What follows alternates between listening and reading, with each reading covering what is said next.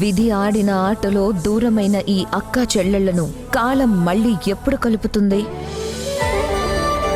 జానకి పరిణయం మీ ఈటీవీలో.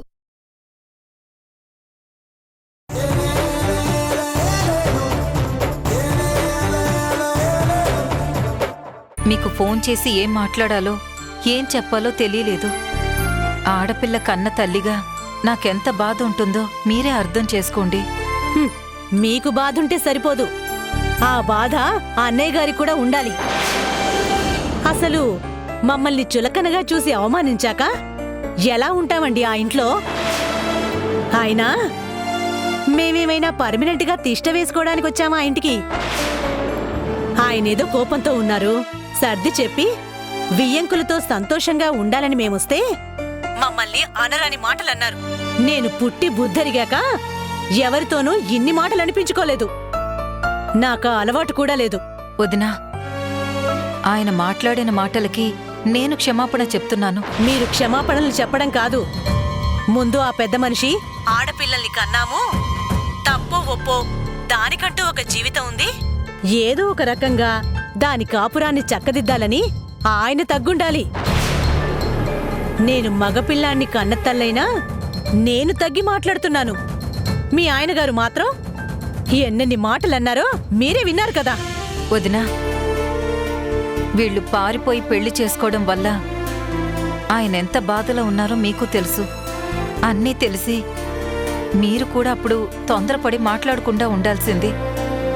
మీరు తొందరపడి నోరు జారారు వదినా. ఓహో, నేను మాట్లాడింది తప్పంటారా? అయినా నేను మాట్లాడింది తప్పేలా అవుతుందండి? ఇంటికి పెద్ద కూతురు పెద్దల్లుడు ఉన్నారన్న లెక్క లేకుండా చిన్న కూతురికి చిన్నల్లుడికేమో ముహూర్తాలు పెట్టిస్తారా? వీళ్ళనేమో అనాథల్లాగా వదిలేస్తారా? మీ కూతురు గురించి నా కొడుక్కేం కర్మండి ఇవన్నీ భరించడానికి? ఏ తేడా జరిగినా పాడైపోయేది ఆడపిల్ల జీవితమే. ఆ భయం మీ ఆయనకి అస్సలు లేదు. మీరు చెప్తుందంతా వాస్తవమే వదినా, కానీ మీరు కాస్త ఓపిగ్గా ఉండుంటే పరిస్థితి ఇలా అయ్యేది కాదు. ఇంత జరిగా కూడా మీరు నన్నే అంటున్నారా? అనడం లేదు వదినా. ఆయన కోపం సంగతి, ఆయన బాధ సంగతి తెలిసి మీరిలా మాట్లాడకూడదని చెప్తున్నాను. ఇది సర్దుబాటు చేయాల్సింది, సమస్యగా మారిపోకూడదు కదా. మళ్ళీ అదే మాట అంటారు? అసలు నేనెంతకాలమని ఎదురు చూస్తానండి? వాళ్ల పెళ్ళైన నాటి నుంచి ఎప్పుడో ఒకప్పుడు మీరందరూ వస్తారు, మీరే వచ్చి సర్దుబాటు చేస్తారని ఎదురు చూశాను. మీరు రాలేదు. అయినా సిగ్గు విడిచి పెళ్ళైన వారానికి మేమే వచ్చాము. అప్పుడు అవమానించే పంపించేశారు. సరే, ఇక ఇదిలా కాదని చెప్పేసి మా నాన్న మేమున్నాము. మీ చిన్న కూతురొచ్చి స్వయంగా వాళ్ళ నాన్నగారే పిలుస్తున్నారని వచ్చి చెప్పింది. ఫోన్లో మాట్లాడించింది. ఆయనకిష్టం లేనప్పుడు మమ్మల్ని రమ్మనడం ఎందుకు? మమ్మల్ని అవమానించడం ఎందుకు? జరిగిన వాటి గురించి నేను క్షమాపణ చెప్తున్నాను కదొదినా. మీ క్షమాపణ కాదు నాకు కావలసింది. నాకు మీ కూతురు జీవితం పాడైపోతుంటే చూడాలని కాదు, ఇప్పటికి కూడా వాళ్ళిద్దరూ చక్కగా కాపురం చేసుకోవాలి, కూతురు అల్లుడికి చేయాల్సిన మర్యాదలు చేయాలి, వాళ్ళని గౌరవంగా అంగీకరించాలని చెప్తున్నాను. ఏమంటున్నాడు అసలు మీ ఆయన? మాట్లాడరేంటి? ఆయన ఇంకా కోపంలోనే ఉన్నారు వదినా. ఓహో, ఇంత జరిగాక కూడా ఆయన ఇంకా భీష్మించుకొని కూర్చున్నారంటే మాకు మాత్రం ఏంటి కర్మ? వచ్చి కాళ్ళ వెళ్ళపడాలా? ఇంకవన్నీ కుదరవు. అతి మంచికి పోతే మాకే అనర్థం. నాకున్నది ఒక్కగానొక్క కొడుకు. వాడి సుఖం సంతోషాలే నాకు ముఖ్యం. ఏదో ప్రేమించి పెళ్లి చేసుకున్నాడు గనక అన్నింటినీ మన్నించి మేము సర్దుకుపోయాం. ఇక మా వల్ల కాదమ్మా. మీకింకో 2 రోజులు గడివిస్తున్నాను. ఈలోపు మీ అమ్మాయిని మీ ఆయనే స్వయంగా తీసుకొచ్చి ఇంట్లో దిగబెట్టి జరిగిన దానికి క్షమాపణలు చెప్పి వాళ్ళని గౌరవంగా కాపురానికి పంపిస్తే సరే సరి. లేకపోతే మీ అమ్మాయి మీ ఇంట్లోనే ఉంటుంది. వదినా, మీరు తొందరపడకండి. తొందరపడ్డం కాదు, ఇప్పటికే చాలా ఆలస్యం చేశాను. నేను చెప్పాల్సింది చెప్పేశాను. మీ కూతురు గురించి, తన కాపురం గురించి మీరే ఆలోచించుకోండి. అది కాదు వదిన.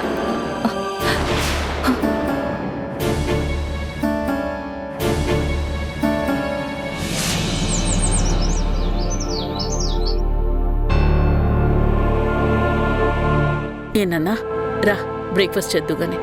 చేస్తానమ్మా, ముందు సుధీర్ని రమ్మను. వాణ్ణెందుకురా? పిలుద్దాం నాన్న, మాట్లాడాలి వాడితో. వాణ్ణి పిలిచి మాట్లాడడం వృధా. అనవసరంగా నీ టైం వేస్ట్ చేసుకోకు. దారి తప్పిన వెదవని ఎవ్వడు ఏం చేయలేడు. ఎవడి కర్మ వాడు అనుభవించాల్సిందే. అదేంటి మావయ్య అలా మాట్లాడతారు? దయచేసి అలా మాట్లాడకండి. మీ అబ్బాయి ఏదో చెప్తున్నాడు కదా. సరేనమ్మా, నీ మాట మీద నేనేం మాట్లాడను. వాణ్ణి పిలిచి ఏం అవమానపడాలో వాడే పడతాడు. మీరెందుకంత నెగిటివ్గా చూస్తారు? నేనేం నెగిటివ్గా చూడడం లేదు దేవకి. అంతా పాజిటివ్గా ఉండాలి, సరిగ్గా ఉండాలని కోరుకుంటున్నాను. కానీ వాడు దానికి ప్లీజ్ సరే వదిలేయండి, నేనేం మాట్లాడను. సుధీర్ని దేనికి రమ్మంటున్నావు నందు? చెప్తానమ్మా, ముందు వాడిని ఇక్కడికి రమ్మనమ్మా. సుధీర్, సుధీర్ ఏంటి పిలుస్తుంటే అక్కడి నుంచే పలుకుతావేంట్రా? రాయిటు అందరూ కలిసి ఒకే చోట చేరి నన్ను పిలుస్తున్నారంటే మళ్ళీ నన్ను ఏదో ఒక రకంగా అవమానించడానికేగా. నిండా మునిగినోడికి చలే ఉంది. కానివ్వండి.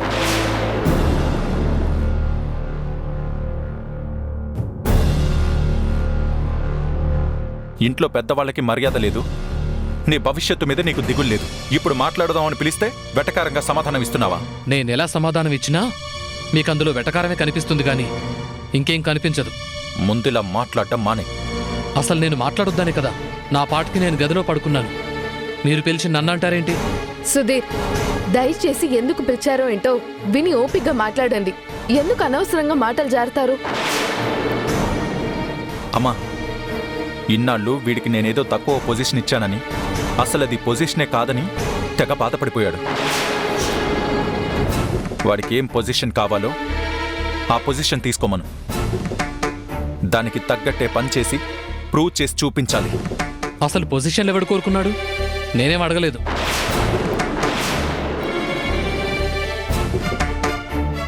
నాకే పొజిషన్ వద్దు, నాకేమీ వద్దు. అసలు నాకు పనిచేయడమే ఇష్టం లేదు అంటే బలవంతంగా నన్ను తీసుకెళ్లి కూర్చోబెట్టి ఎంత అవమానించాలో అంత అవమానించారు. నేను నీ బాగు కోసం చేసింది నీకు చెడుగా అనిపిస్తుంది. అది నువ్వు అర్థం చేసుకోవడంలో ఉన్న పొరపాటు. అది నాది కాదు. ఆ, అందరూ బానే అర్థమవుతున్నారు. ఇప్పుడు ఈ ఆర్గ్యుమెంట్స్ అన్నీ వద్దు. జరిగిందేదో జరిగిపోయింది. ఆఫీస్కి రా. వచ్చి నీకు ఏ పొజిషన్ కావాలో తీసుకొని కరెక్ట్గా పంచి. చెప్తున్నాను కదా నాకు ఇష్టం లేదని. ఓపిక్గా చెప్తుంటే ఏంట్రా నీ తలబిరుసు? మర్యాదగా ఆఫీస్కి వస్తావా రావా? రానని చెప్తున్నాను కదా. ఏ వినపడ్డం లేదా? అర్థం కావట్లేదా? సుధీర్, నువ్వు ఉండు దేవకి, నీ ఒంట్లో అసలే బాలేదు. నువ్వు అరవకు, ఇబ్బంది అవుతుంది. ఒరే సుధీర్, మీ అన్న మాట వినరా, ఆఫీస్కెళ్ళు. ఇప్పుడు ఇంట్లో పోతున్న పరువు ఆఫీస్లో కూడా పోవాలా? అవసరం లేదు, నేను వెళ్ళను. ఎందుకు రావో ఎలా రావో చూస్తాను. మర్యాదగా రా. ఏంటి బెదిరిస్తున్నారు? ఏ నేను పనికిమాలిన వెధవలా కనపడుతున్నానా? ఇష్టం లేదంటున్నా నన్ను ఎందుకు ఇబ్బంది పెడుతున్నారు? రేయ్ సార్,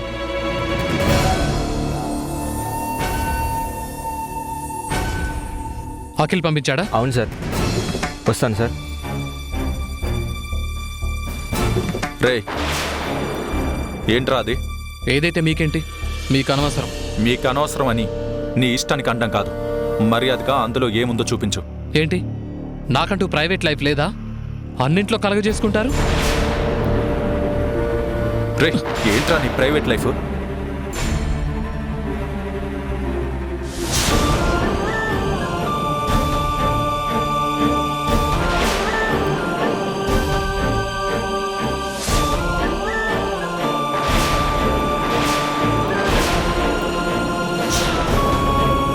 ఎంతకి తెగించావురా? ఇంటికే ఇవన్నీ తీసుకొస్తావా? ఇవి నీ డబ్బులేం కాదు, నా బతుకు నా ఇష్టం. అడగడానికి నీకేం హక్కుంది? ఏం కూసావురా? నందు,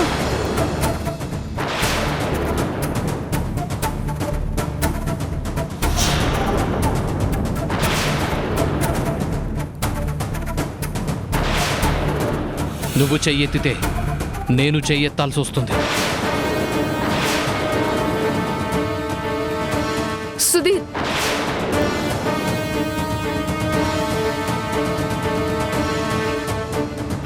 నా కర్మకు నన్ను వదిలేయండి. ఎవరు కలగజేసుకోవద్దు ఇందులో. ఇంత దాకా వచ్చాక నీ ఇష్టానికి వదిలేస్తావు అనుకుంటున్నావా? నిన్ను నందు చైతి చైతి వదిలే, వాడి ఇష్టానికి వాడిని వదిలే. నాన్న ఏంటి మీరు? చెప్తున్నాను కదా, వాడికి ఏది ఇష్టమో, వాడికి ఎలా ఉండడం ఇష్టమో అలాగే ఉండని. ఎవరు వాడి విషయాల్లో కలగ చేసుకోవద్దు.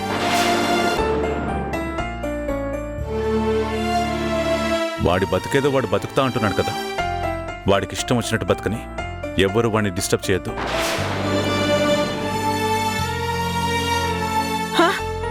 ఒరే సుధీర్, ఒరే సుధీర్, ఆగు. దేవకి, ఎవ్వరు వాడితో ఏమీ మాట్లాడకండి. వాడు ఎలా ఉండదలుచుకున్నాడో అలాగే ఉండనియండి. వాడు తినాలి అనుకున్నప్పుడు తిండివ్వండి, తాగాలనుకుంటే తాగనివ్వండి, ఉండాలనుకుంటే ఉండనివ్వండి.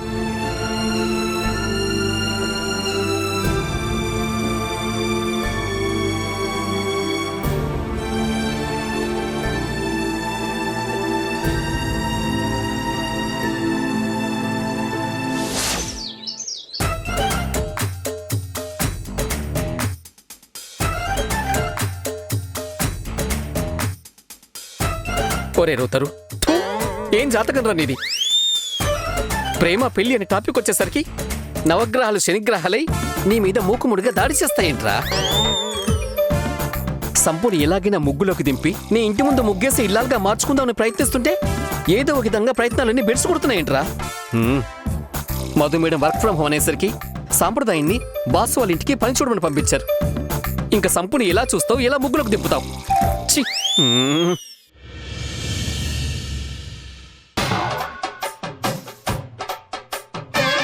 ఇదేంటిది? గుండె జల్లమంది.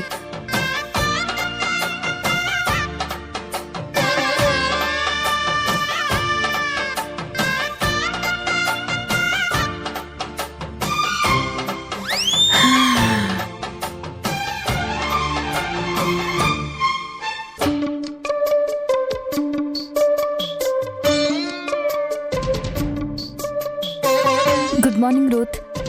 Very happy morning Sampu. నువ్వు వచ్చే ముందు వరకు ఎడారిలో ఏకాకిలా ఉన్నాను. ఇప్పుడు సరోవరంలో హంసలా ఎగురుతున్నాను. ఎందుకలా? అన్నీ డైరెక్ట్గా చెప్పలేం సంపు. కొన్ని అర్థం చేసుకోవాలి అంతే. నువ్వెప్పుడైనా చెకోర పక్షి గురించి విన్నావా? నేను అక్కుపక్షి గురించే విన్నాను. అక్కుపక్షి గురించి వినడం ఏంటి? అది రోజు మన ఆఫీస్కే వస్తుంది కదా. అక్కుపక్షి మన ఆఫీస్కి వస్తుందా? అవును, ఆ కోటిగాడి అక్కుపక్షి మారువేషంలో మనిషిలా తిరుగుతున్నాడు. అయినా ఆ అక్కుపక్షి గురించి ఎందుకని చెక్కోర పక్షి గురించి చెప్తాను. చెక్కోర పక్షి ఎప్పుడూ చందమామ కోసమే ఎదురు చూస్తూ ఉంటుందంట.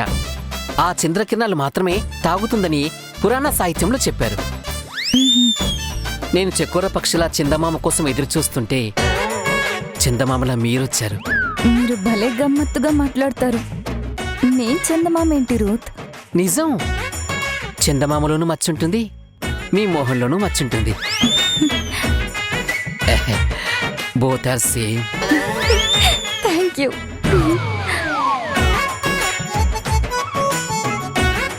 మీరలా సిగ్గుపడుతూ చేత్తో మోహం దాచుకుంటుంటే చందమామ మబ్బుల చాటుకెళ్ళి తొంగి చూస్తున్నట్టుంది.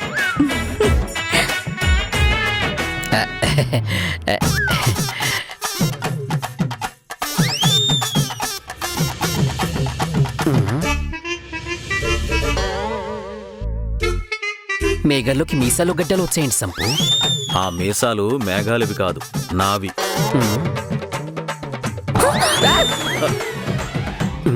పానకంలో పొడకలాగా నీకేం పనికరా? ఆ పానకం నాది కాబట్టి. ఆ పానకాన్ని కనిపెట్టింది నేనురా. ఓహో, తండ్రి వంటున్నావా? చంపేస్తాను నేను. Good morning sir.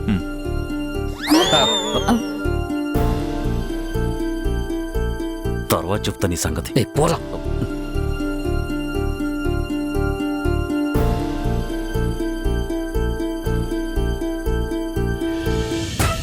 సంపు, నేను వెళ్ళి బాస్ని కలిసి వస్తాను. అవును, మీరు వర్క్ ఫ్రం హోమ్ కదా, మేడం దగ్గరికి వెళ్ళలేదా? లేదు. మేడం నన్ను ఆఫీస్ నుంచే వర్క్ చేయమన్నారు. ఓ థ్యాంక్ గాడ్. ఇప్పుడే వస్తాను. ఆ.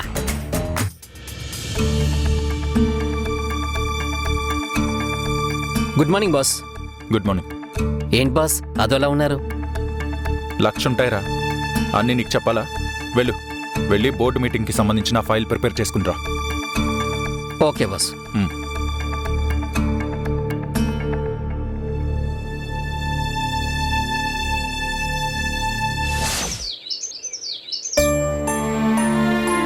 దేవకి, నేను నిన్ననే చెప్పాను, వాడి పరిస్థితి రాను రాను అధ్వానంగా తయారవుతుంది, ఏదో ఒకటి చెయ్యి అని. ఇప్పుడు చూడు, ఎవరెన్ని చెప్పినా వాడు మాట వినేలా లేడు. నువ్వే వాడితో మాట్లాడి ఏదో ఒకటి సరిచెయ్యాలి. వాడిని సరిచేయడం అనేది అంత సులువు కాదమ్మా. వాడి మీద పడ్డ మచ్చ తొలగిపోయి నందు మీ అల్లుడు గారు వాడే తప్పు చేయలేదని తెలుసుకునేంత వరకు వాడిలాగే ఉంటాడో. ఇలాగే ఉంటాడని వదిలేస్తే వాడింకా నాశనమైపోతాడు. కనీసం ముందా పాడలవట్ల నుంచైనా మానిపించు, ఆ తర్వాత మనకి దక్కకుండా పోతాడు. అమ్మా, అసలే బాగా చిరాగ్గా ఉంది. ఏం చేయాలో నాకేం అర్థం కావడం లేదు. దయచేసి నన్ను కాసేపు ఒంటరిగా వదిలేసే. నిన్ను ఒంటరిగా వదిలేసి నేను మాత్రం ప్రశాంతంగా కూర్చుంటానా? వాడి గురించి ఆలోచించి ఆలోచించి బుర్ర వేడెక్కిపోతుంది. అత్తయ్య, సుధీర్ గురించి మీరు ఎక్కువ బాధపడకండి. సుధీర్ పరిస్థితి కాస్త ఇబ్బందికరంగా ఉంది. కానీ ఇలాంటి సమయంలోనే ఆలోచించి ఆచితూచి నిర్ణయం తీసుకోవాలి. సుధీర్ని ఏదో ఒక రకంగా మంచి మార్గంలో నడిపించడానికి ఏదో ఒక ప్రయత్నం చేద్దాం. ఇప్పుడు సుధీర్తో గొడవ పడి ఆయన ఆఫీస్కి వెళ్ళిపోయారు. కానీ ఆయన ఆఫీస్లో ప్రశాంతంగా ఉండరు, పని సరిగ్గా సాగదు. నేను ఒక 2 గంటలు ఆఫీస్కి వెళ్ళొస్తానత్తయ్య. కొంపెలా ఏడుస్తుంటే నువ్వు ఆఫీస్కెళ్ళి ఆఫీస్ పనులు వెలగబెట్టాలా? నేనెందుకు ఆఫీస్కి వెళ్ళాలనుకుంటున్నానో తెలియకుండా ఏదో ఒకటి అనకండి బామ్మగారు. నేను ఆఫీస్ పనుల గురించి వెళ్తాను అనట్లేదు, ఆయన గురించి వెళ్తానంటున్నాను. ఆయన ఒక్కసారి డిస్టర్బ్ అయితే అందులో నుంచి బయటపడడానికి చాలా టైం పడుతుంది. ఆయన కోపంలో అనవసరంగా ఆఫీస్లో ఉన్న వాళ్ళ మీద కేకలు వేసినా వేస్తారు. ఇంట్లో జరిగిన గొడవ వల్ల ఆయన ఆఫీస్లో అందరి ముందు చులకనవ్వడం నాకిష్టం లేదు. ఈ గొడవలో ఆయన తినకుండా వెళ్ళిపోయారు. మధ్యాహ్నం కూడా తింటారన్న నమ్మకం నాకు లేదు. నేను ఒకసారి ఆఫీస్కి వెళ్ళి ఆయనతో మాట్లాడి సర్ది చెప్పొస్తాను. నువ్వెళ్ళి సర్ది చెప్పేదేముంది? నువ్వు చెప్పినంత మాత్రాన ప్రశాంతంగా ఉండగలడా? సొంత తమ్ముడు, వాడి జీవితం గురించి వాడికి ఆ దిగులు అది ఉంటుంది. వాడే ఆలోచించి తమ్ముడి గురించి ఏదో ఒకటి చేస్తాడు. నువ్వు వాడిని వదిలేసే, వాడు చూసుకుంటాలే. అత్తయ్య, మధు నందు భార్యగా వాణ్ణి పట్టించుకోవాలని, వాడు బాగుండాలని కోరుకుంటుంది. భార్యాభర్తల విషయాల్లో మధ్యలో మీరు కలగజేసుకోకండి. తను తన భర్తను పట్టించుకునేందుకు సంజాయిషీలిస్తూ కూర్చోవడానికి తనకేం కర్మ? అమ్మ మధు, నువ్వు ఇంటి బాధ్యతలు చూసుకోవాలి అనుకున్నా దానికి తగ్గట్టు ఈ ఇల్లు, ఈ ఇంట్లో మనుషులు లేరమ్మా. నువ్వు వాడితో పాటు ఆఫీస్లోనే ఉండు. వీడి గురించి వాడు బాగా ఇబ్బంది పడుతున్నాడు. వాడికి అర్థమయ్యేలా చెప్పు. వీడి గురించి ఆలోచించకుండా వాడి పనులు చూసుకోమని చెప్పు. ఒకటి బతికి ఇక్కడ బుగ్గిపాలైపోతుంటే పనులు చూసుకోమంటారా మీరు? అత్తయ్య, మీకు దండం పెడతాను, దయచేసి విసిగించకండి. మధు, నువ్వు వెళ్ళరమ్మా. వెళ్ళొస్తానత్తయ్య.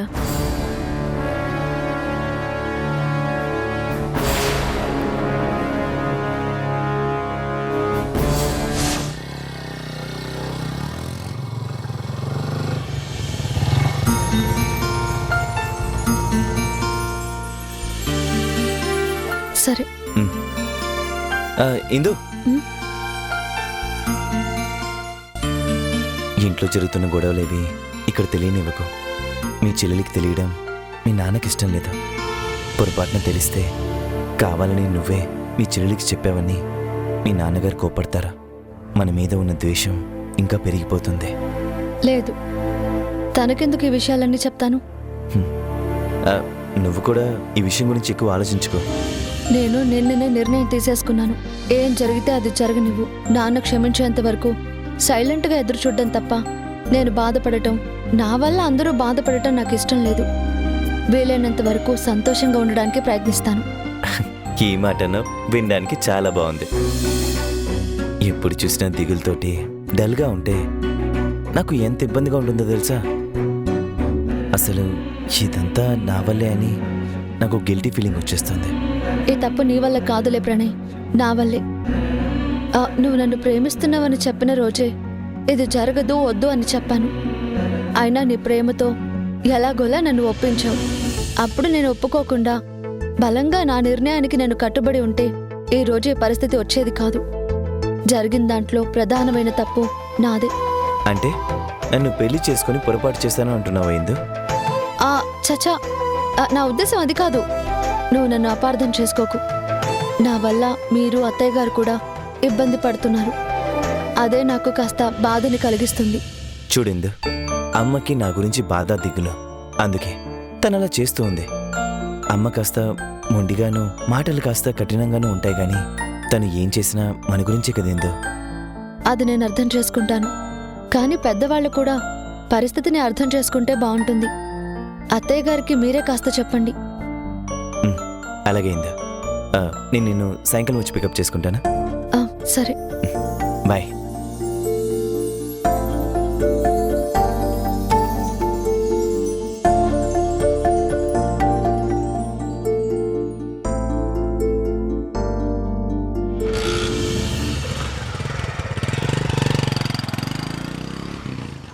ఆ మధు నందు కోసం ఆఫీస్కి బయలుదేరి వస్తుందిరా. వాడిప్పుడు ఎంత డిస్టర్బ్గా ఉంటాడో నీకు తెలుసు. వాడి గదికి తినడానికో తాగడానికో ఏదైనా తీసుకుని వెళ్ళి నేను చెప్పినట్టు చేయి.